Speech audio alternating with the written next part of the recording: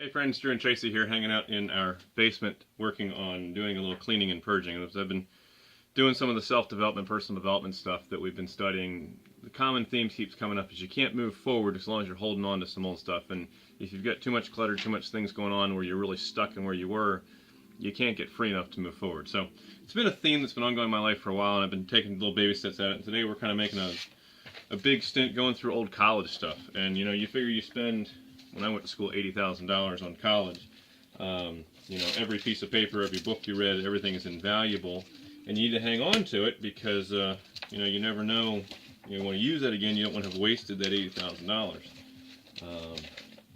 This was interesting. I just found the old sound manuals from youth group church. I would help run sound. I was like, that's crazy. Going through college notes, going through papers I wrote for professors, and trying to read this stuff, I'm like, is it really going to do me any good going forward? Probably not. Old political jokes that I had posted on my college wall. I won't show you who that is.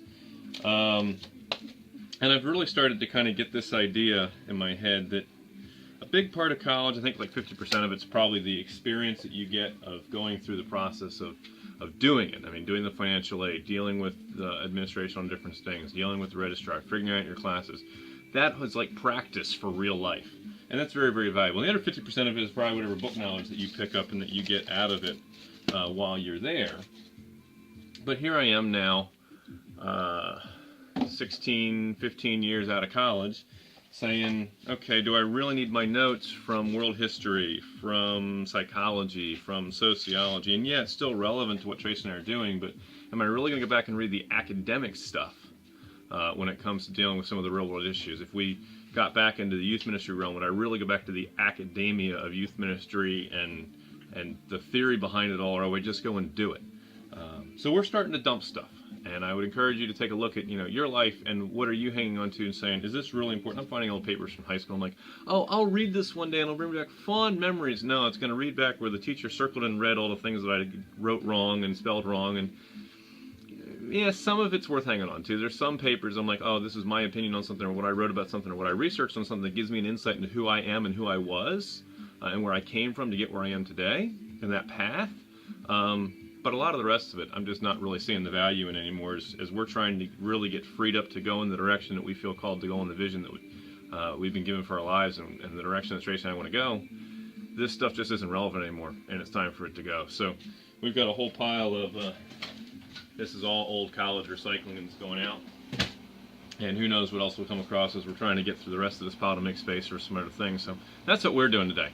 I'd encourage you to take a look at what's holding on to you, that you're kind of like, yeah, can't get rid of this, but you need to make more space in your life. And sometimes right now for us it's space physically, but it's also space mentally, emotionally, cognitively, where we've got margin again, where we can be able to do some other things in our head to move forward in the direction that we know we want to go in. So what are you holding on to? What's keeping you from getting there? And what do you need to start getting rid of to make space for the next big thing? You know, you can't put anything new into your hands until you let go of what's in your hand. And sometimes we got to plant some seed, we got to get some stuff out, we got to unload some stuff to make room for the other stuff that's coming in. So take that for what it's worth. Hope this is helpful. Leave a like, leave a comment, leave a share. Drew and Tracy from our basement saying dream big. Dream bigger. Hashtag make life more epic.